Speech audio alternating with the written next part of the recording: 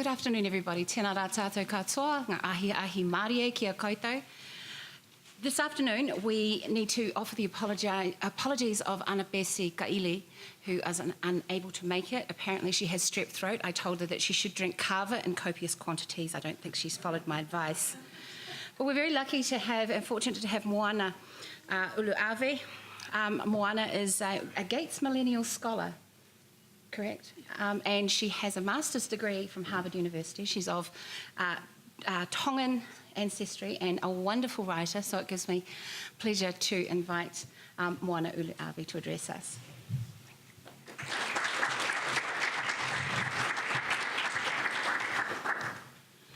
Okay. Malo lele. The piece that I'm going to read is called "To Be Young, Mormon in Tongan." It's a creative piece about that experience. In tribal critical race theory, Professor Brayboy posits that our stories are our theories. Suffice it to say, I feel most comfortable in story, both as a Mormon and a Tongan. Stories have been used to educate and edify. I learned how to read in Tongan and English through Book of Mormon stories. I remember blowing the Palangi first grade teacher away when I used the word abomination and iniquity to describe my day. Stories have been the way I've understood the world. The story of Jesus taught me of compassion and speaking to power. The story of the Nephites taught me of a righteous tradition and remembering. Stories of Tonga, of migration, of assimilation, of Salome have all shaped my experience and the theories I have of life. Let me lay down some context for the stories I'm about to tell. 1, I've often heard that Tonga boasts the highest percentage of Mormons of any nation, nearly 50%. 2, there are approximately 200,000 Tongans worldwide. More than half live outside of Tonga in the diaspora. There are approximately 57,000 Tongans in the US. Utah is home to 1 in 4 of them. So let us begin here with these statistics. I think it's safe to say that the majority of Tongans in America either are, have been, or are related to Mormons. When I was at Harvard, many of my classmates were visibly surprised when they found out that I was from Utah. And when they did find out, they would joke, "That place where all the Mormons are?" I'd chuckle and say, "Yeah, those Mormons like me." They'd reply, "Wait, really? You are Mormon? You're Mormon?" And I'd reply, "Yes, not the Mitt Romney Mormon, but the Tongan kind." So here I am, Moana the Mormon. My dad often jokes that only 2 forces could bring Tongans to the snow-capped mountains, God and football. And I believe him. The LDS faith was a great impetus for many Tongan families to immigrate to the States, along with the promise of education and economic stability.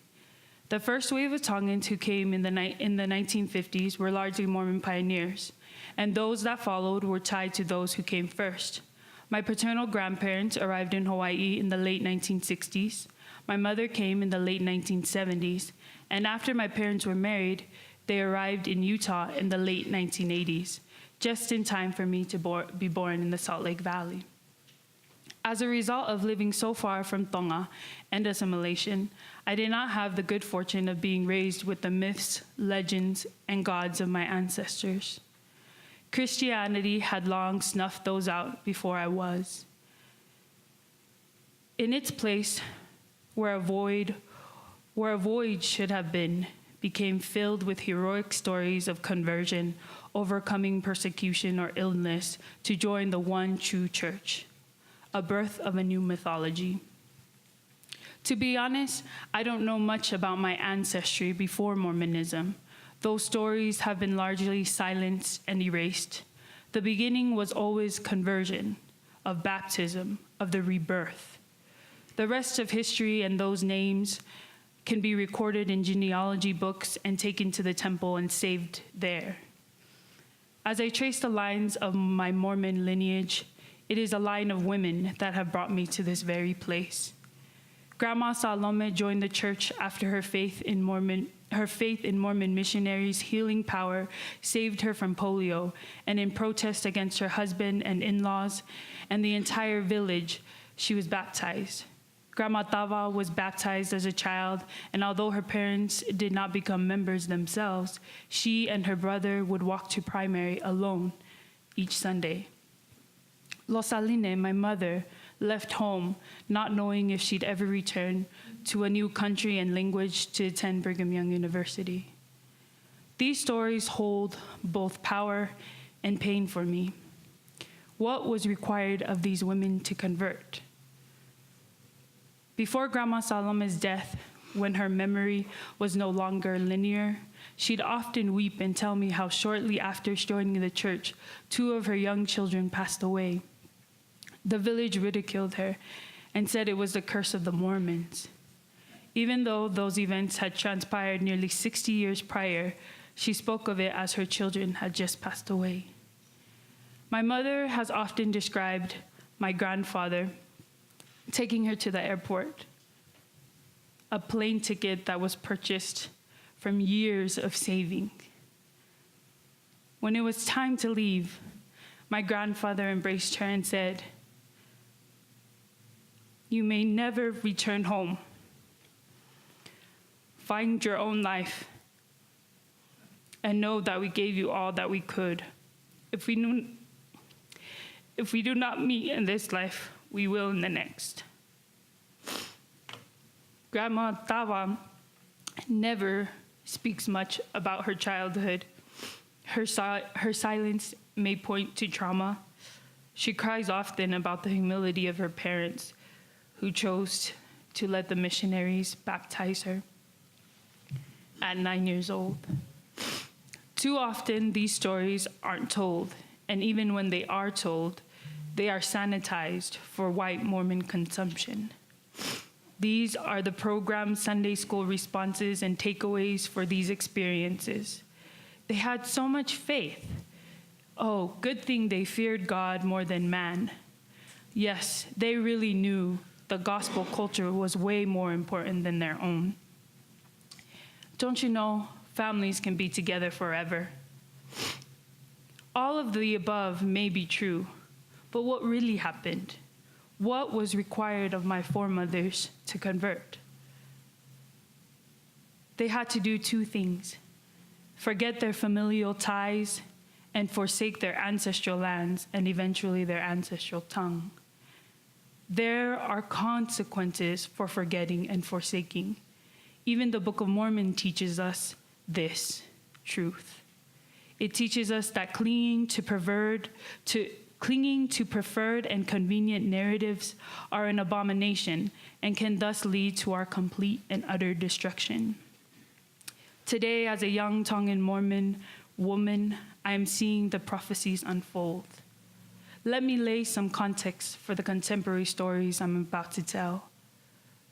66% of Tongans are low income or live in poverty in the United States. Only 13% of Tongans graduate with a bachelor's degree in the United States. Tongans are plagued by negative stereotypes that group them as the aggressive, gangbangers, stupid athletes, and those that get knocked up at young ages. So let us begin again here with these statistics. I was born and raised on the west side of Salt Lake City.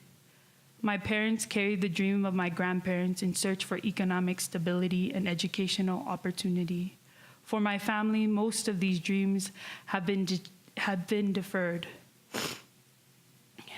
as we have encountered a system that has racialized us into flat negative stereotypes. Contrary to common Mormon belief, the church does not function outside of the confines of sociologic systems of oppression, but within them, often amplifying them from the pulpit. As a child, I learned that to be proper, obedient, and submissive to the paintings As a child, I learned that to be proper, obedient, and submissive to the paintings of the white Jesus that hung in our home meant that one day we'd receive our paradisical glory as a fair and beautiful people.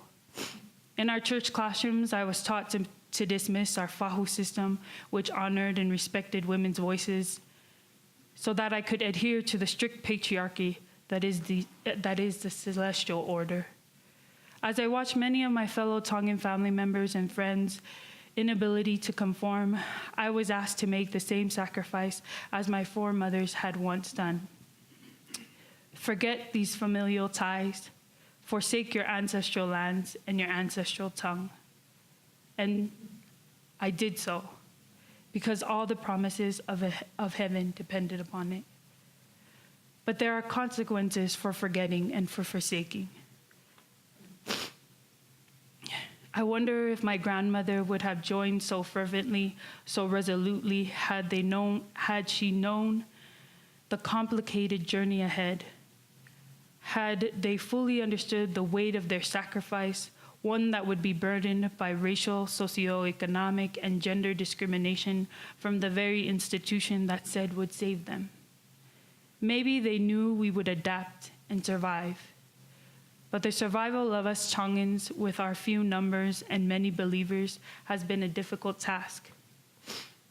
It becomes increasingly more difficult to believe, as my foremothers did and still do. Before mainstream Mormonism started noticing white young millennials were no longer in the pews, we were already playing in the streets. We were brought here but not wanted here. Our numbers reflected in the semi-annual reporting, our quarters and dimes counted towards the building of Zion, our names recorded in the books of heaven, but our presence void. Shone had already been absent from the sacrament lines for kawa sessions.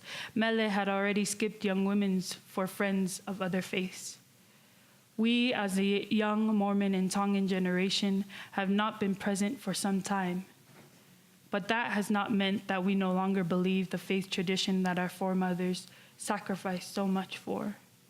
We have always been comfortable with duality and multiplicity. To be young, Mormon, and Tongan means we did not lose our faith in anti-literature while studying at BYU Provo. Those institutions did not even admit us unless our bodies could move from yard line to goal.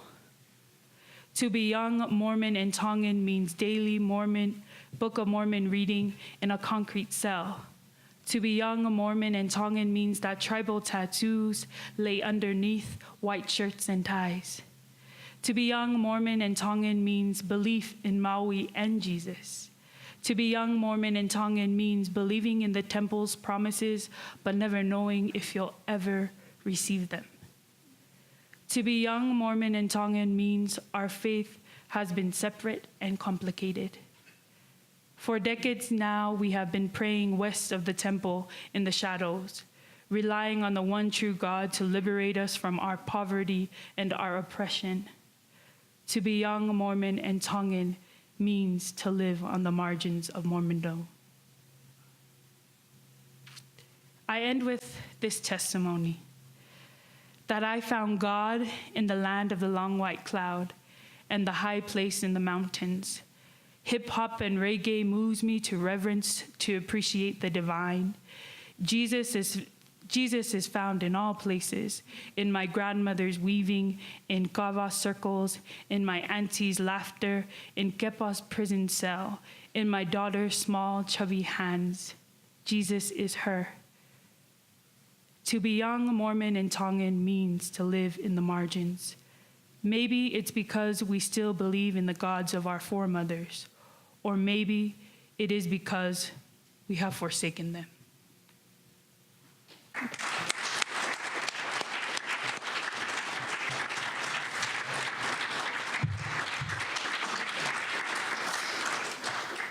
I wish that Anapesi was here to sit beside my friend Moana as a young Tongan woman who is doing extraordinary things.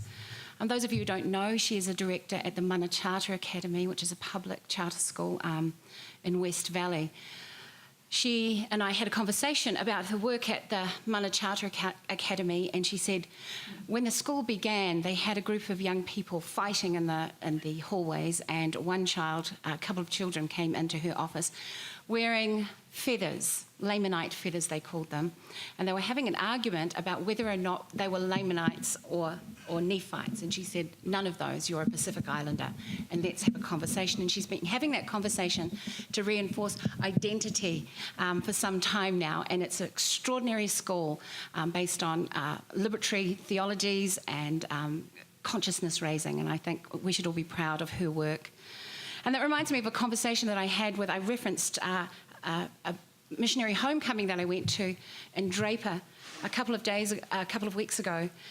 And I said to this young woman who'd come back with this beautiful Samoan language, and I said to her, wow, have you thought about how you could be useful with your Samoan language, maybe in the Samoan community? And she looked at me blankly. This is a young woman who'd been born and raised in Draper, and she said, we have Samoans here? Yes, you do. And it happens to be one of the largest, Samoan and the Pacifica community happens to be one of the largest immigrant communities in Utah, if I'm correct. And they have an extraordinary and important presence in this place.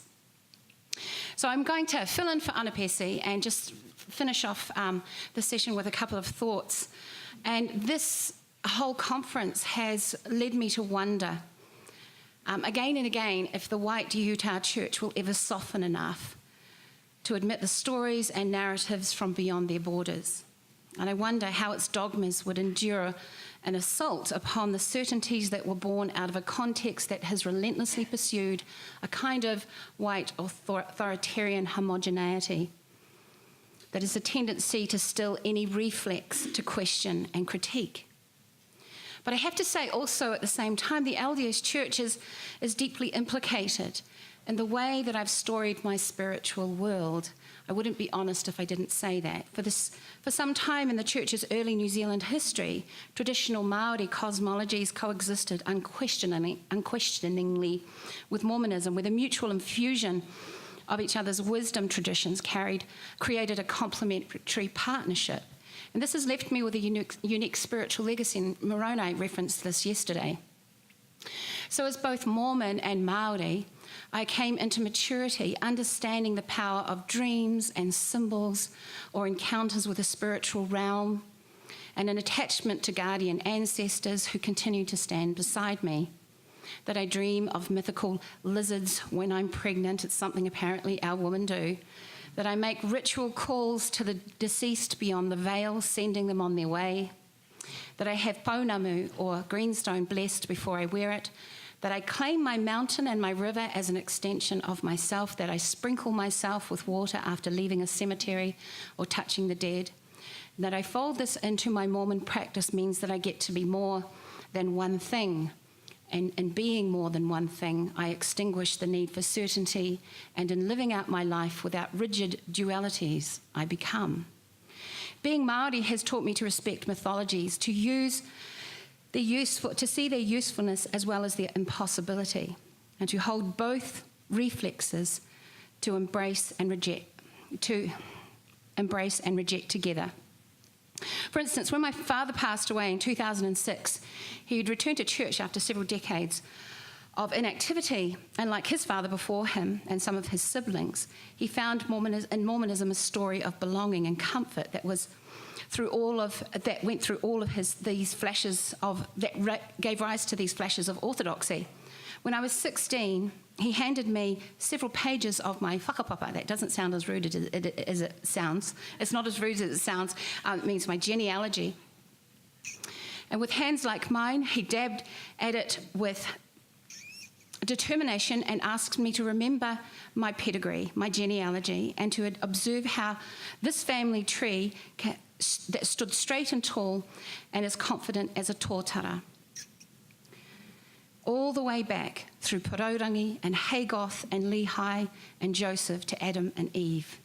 He implored me to remember that I was of the blood of Israel as he'd been told he was. And some years ago, my cousins filmed my father's older brother's testimony. I watched as tears filled his eyes and he recited, Kia hora te Māori no, kia whakapapa pounamu te Moana, hei huarahi mā tātou I te rangi nei, aroha atu, aroha mai tātou I a tātou katoa, meaning may peace be over all things, may the sea be like greenstone, a pathway for all of us all this day, giving love and receiving love one toward another.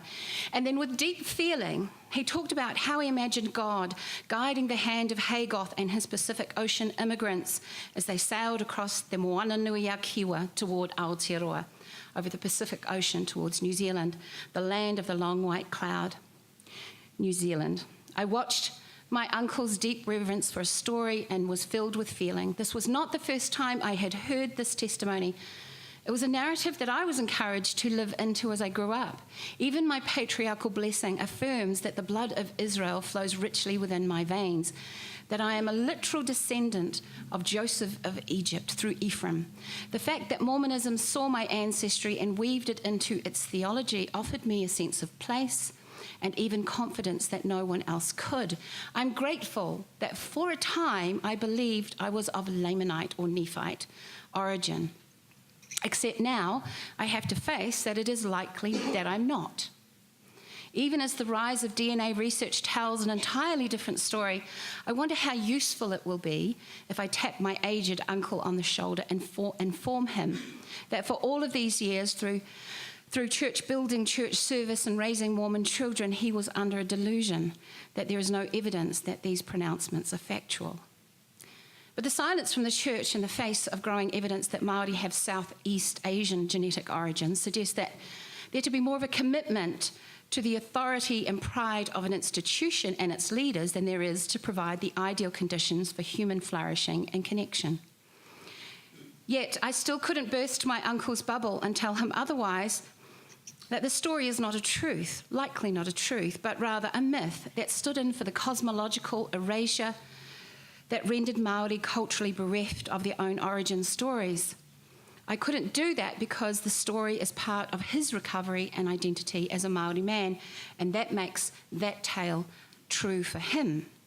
I can only hope that we don't feel the need now to reproduce or pass on tales and narratives that are misleading to a tamariki, a mokopuna, to imagine that they are something that they are not. In the face of mounting evidence as to the errant nature of this Mormon myth, it isn't emotionally or intellectually healthy to live with dissonance, that the kind of dissonance that these suppositions supply, particularly the kind of dissonance that will only be sustained because we have more feeling for our American leaders than we do for our own people. Besides which, in recent years, the New Zealand government has embraced a policy of biculturalism, and the country and the people have been better for it. And this has been the result of the protest that some US LDS general authorities have found in the past abhorrent. A bicultural political landscape means that Māori are more literate about their origins, more comfortable in their identity, and more assertive in their politics, and more free to live into their cosmologies. The young simply don't need myths and fables about who they are from white men in the United States. Stories of Hagoth are occasionally recited in Sunday school or sacrament talks, but they don't get much traction from the young Pacifica and Māori people. They simply don't sit well in the cultural lexicon that has exploded out further than Mormonism has dared venture. My identity as Māori and Mormon has required consciousness and resistance, adaptation and integration, as I stay on alert and cautious, just as my Indigenous forebears had to do to structures of exploitation and power. In this tight spot between the single story of a religious tradition that is infected with the heavy weight of its historical evolution and my national culture still plagued somewhat by the sins of its past, I have to entertain hard questions to survive. I have to find the courage to resist anything that doesn't allow for human dignity and becoming.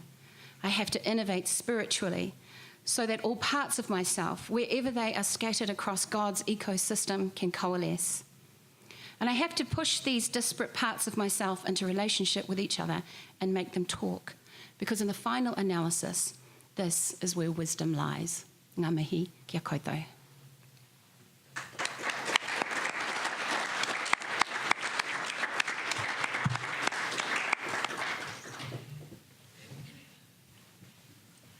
I'm only going to run my own panel. I just want you to know we got our money's worth out of Gina. She wrote that in 10 minutes. That's right.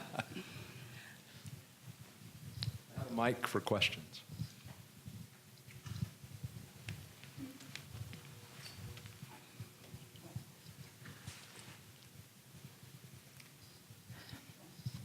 So much of what we say and believe is based on the fact that there's a possibility for a future. There's something that we can construct.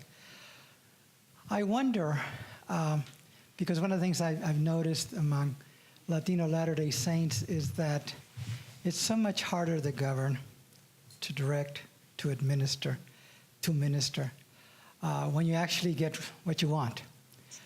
And I wonder how you perceive getting to where you want to go and finding ways so that we don't sort of, at times, undermine our own dreams. So how do we govern? How do we, since this is a church of government, administration, priesthood, correlation, and while a lot of that can change, the reality is once you institutionalize, it doesn't all change. So what are your thoughts, both of you, in terms of if we ever got what we wanted, how do we handle it? I think he's asking that of you, Moana. How are we going to change the church? That's a great question. I've been thinking about this lately because of what's transpiring just in terms of our own U.S. government and how just a couple weeks ago or a week ago, the phrase was said, well, we've been pushing back for 10 years, so we didn't think about a plan because we were just pushing back. And I thought about this in terms of activism and work in an American or U.S. context and construct, is that oftentimes it's always those who are marginalized are just trying to make it into the center. And I don't necessarily think of that of myself in what I want to be achieved. I think when I talk about story or these experiences as a Tongan Mormon woman, I don't want to govern. My dad often says, whoever wants to be the bishop should be, because then they'll know that it's not that great, that it's a hard job, and then they'll not want to be the bishop anymore. And I don't think I personally am asking to govern. I just want to be who I am. And if there is a government that provides that experience, and it is hard. I work in government and watch institutions and how they change and have studied that. But even me working in government, you still have to, as much as people are saying, oh, things are changing and we're pushing against, we're becoming inclusive, more people are at the table, I always am a little bit, what's the word? I'm just weary of it, as well as skeptical that you can bring everybody to the table, because there will always be people who are left out. So I don't know what government or how that would look. I think Gina has been in the game a little bit longer than me and has thought about this. So she may know the answer to all these questions. What do you think? I think that's a really complex question. And yesterday I said you need to start by asking the questions. But in terms of governance, in terms of managing, because we're humans and we need to organise ourselves around ideas and principles and thoughts and theologies, etc. And that's the way we do best. We don't deal well with the kind of chaos and the unpredictability of difference. In fact, I think we self-reward, don't we? Those neurologists who are in there, our brains self-reward when we express a certainty. We get a wee shot of endorphins to... Some people think that might be the spirits, but it's actually just sort of chemicals. So we're geared towards certainty, and managing the uncertainty that revolution or radicalisation or a different reformation might require is difficult. But I suppose in the first instance what I want to say that responsible governing bodies acknowledge that they may be reflecting the wishes of the dominant, but that they balance that with the needs and the rights of the minorities. And they make responsible decisions about how much of those civil rights are necessary for all human flourishing and flourishing for those minority groups.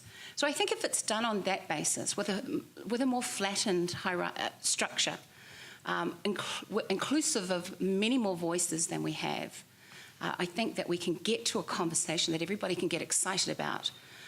My sense is that the conversation on how we govern and organise is held so tightly in the fist of very few that the first step is to actually throw out that conversation, to knock a few of those borders of certainty down.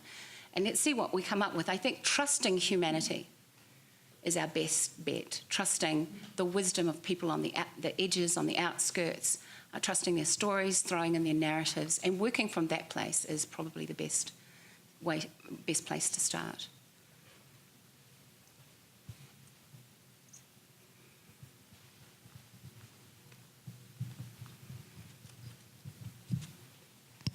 Hi, thank you both for your presentations. And I've been lucky enough to listen to most speakers because of my job. So just hearing from everyone speak today, it seems like a lot of what's been trying to do is kind of talk about these issues within a devotional framework. So how do we mold things around, still become a part, of the mainstream religion coming out here in Utah? So there are things that I find very problematic as someone that's not Mormon. And one thing I would like to hear about, and I think it would be interesting to hear your perspective as a believer, and maybe even as an academic, if that's separate or maybe that's united. Where does the line cross where these kinds of issues, where the hegemony of a male, white-dominated culture has imposed some of the things we've talked about to this conference, where does the line cross where you maybe feel like, or some people might feel like they have left the church, this is not the place where I should be. This is not, God's plan. And I'm coming from a place where I'm saying, or I'm seeing, for example, things like the priesthood ban, where things that were said because of a racist culture were made divine. And I personally see that as very dangerous. So where does that line? How do you justify people actually leaving the church for these reasons? What do you make of all that?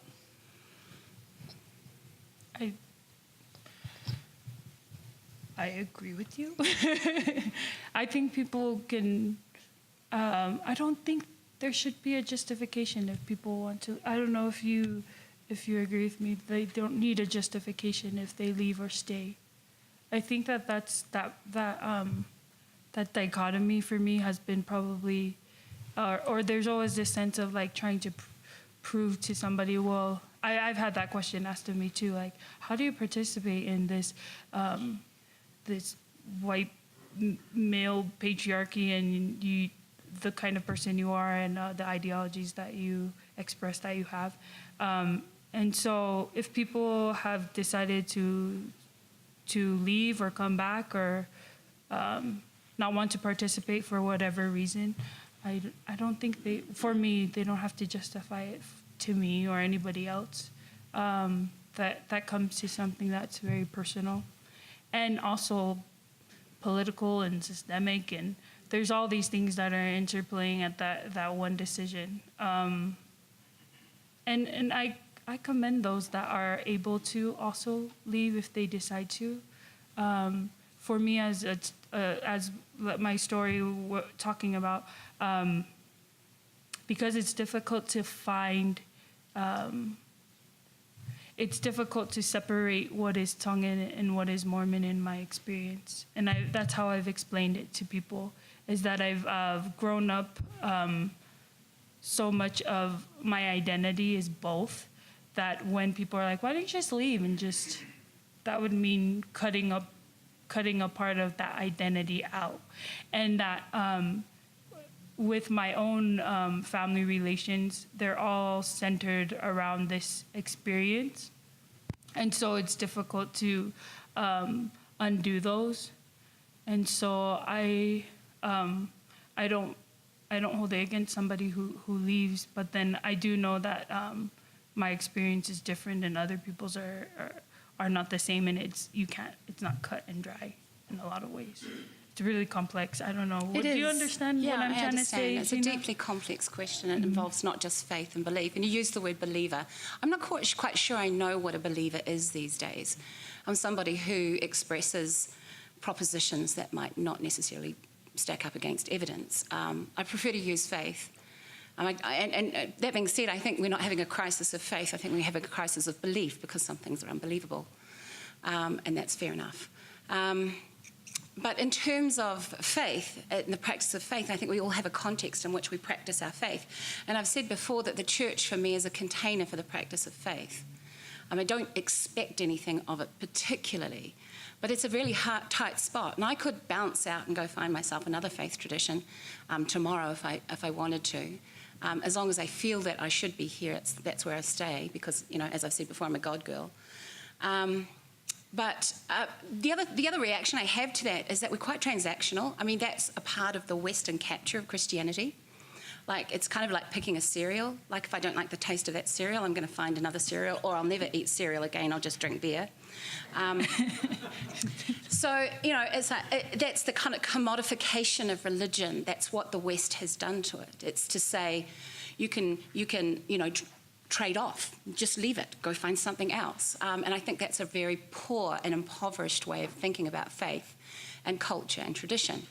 I can't leave my Māori behind, so I'm kind of stuck with it in all of its bits and pieces and all of its difficulties and all of its tight spots. But I can't leave it in the same way that I cannot leave being a Mormon. So I stay and I wrestle with it because I think that is the only way that I can kind of live authentically within it. I suppose it comes back to a sense of entitlement. Nobody can tell me if I'm going to be a Mormon or not.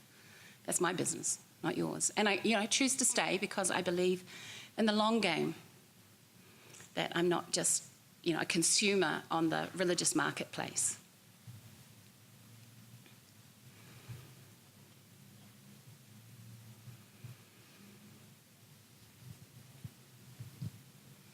So many things. Thank you. Something that came up while both of you were speaking is my own experience of myth, of my heritage, and how that shaped so much of my willingness to let go of certainty, even from childhood.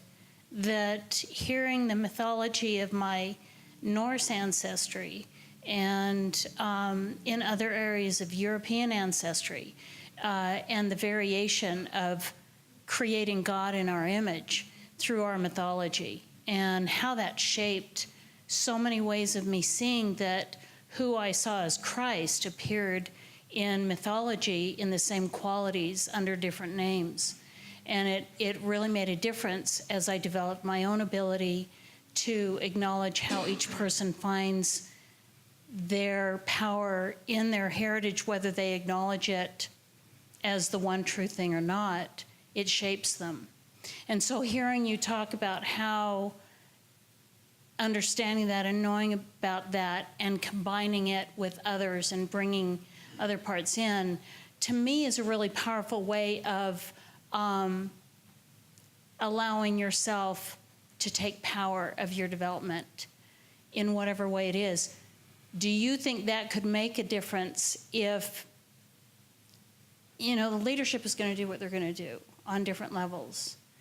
But if local members reclaim that kind of power of sharing their individual mythologies, their individual heritages, and acknowledging how all of those can combine in so many ways, especially as the world is shrunk and how we have so many more aspects of the world in our own heritage, do you think that could help,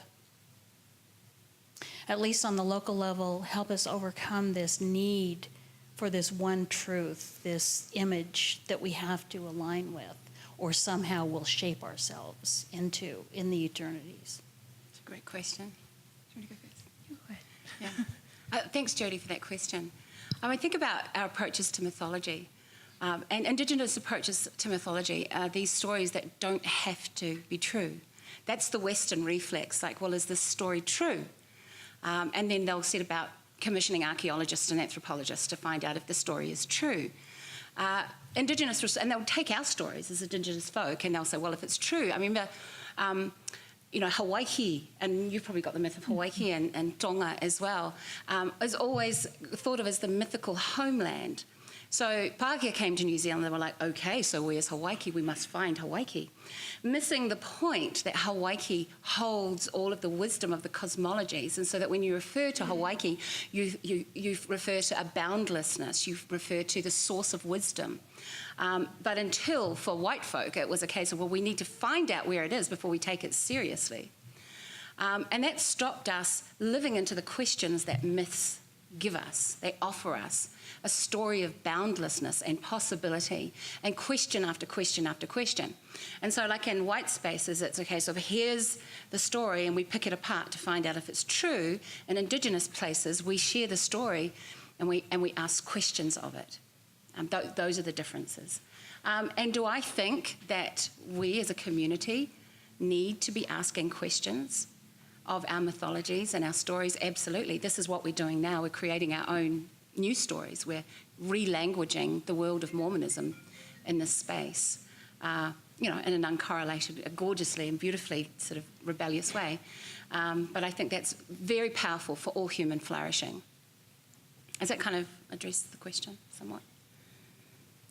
And not just, and being okay that, I think that that's where it comes from that Indigenous understanding of like, it's not the set story that you wrote down in a book. So I think me growing up here in Utah and then always having to have a factual base for everything. I remember when I served my mission in New Zealand, and I was in the Tongan program, so I was in Tongan wards, and my mission companion and I are going out, and I was like, she never opens the scriptures. She's just like converting like families and bringing all these people, and she never really opened her scriptures, and she doesn't memorize all of the scripture mastery and everything that you check off on a list for your seminary. She was not doing any of those things, and I was thinking, my goodness, like, oh, maybe we should like say this. This is what they taught us in the MTC. And she's like, it's fine, it's fine. Okay, now we're gonna clean this lady's house. I'm like, why am I cleaning these ladies' houses and like gardening? What is up with this? And I am so grateful that was the beginning experiences of my mission, because then in that way, I was understanding and learning that that was the gospel for her, and for me, I was having to relearn and understand. Even being Tongan Mormon and being raised here, and then saying, no, we have to use the exact terminology for this, or we're gonna get graded on it. And then you even have numbers and things. And even at the end, she'd kind of be like, which is, yeah, like 3, 4, accountability, things like that. So going back to what Gina was saying is like this feeling that you always have to be graded on something, or it has to be written down to mean something, and your experiences are never real unless I got numbers to say that I back it up, and these mythologies aren't real because I can't track it down to a certain book that said it was the first person to say it or something. And I don't know, moving away from that and saying, no, your experience is real because you experienced it. That's real. Do we have time for one last quick question? Moana, it sounds like you've talked about how you have found that even though being a Tongan American and a Mormon at the same time have both been such a big part of your identities, but it sounds like to an extent you've found that they often clash at certain points. So both, say, your Tongan culture and the church, maybe Tongan culture and American culture, there's clashes, and yet they're all simultaneously part of your identity. So my question is, with something like the Tongan culture or the church that very often dictates how you live your everyday life, and especially I think within the Tongan culture where there's often such an emphasis on obedience to your elders, to your parents, without questioning. And on top of that, you're obviously very educated formally, and you have a lot of real life experience. And you talked about how your ancestors might not have known how complicated immigration and switching religions was going to be. My question to you is, when you try to dictate your own life and you're constantly at a crossroads, what do you kind of just defer to free thinking, since with all your life experience and your education, or when there's a clash, do you defer sometimes to the church or sometimes to Tongan culture, or do you kind of just defer to your own free thinking and decide what makes the most sense? I think I defer to feeling.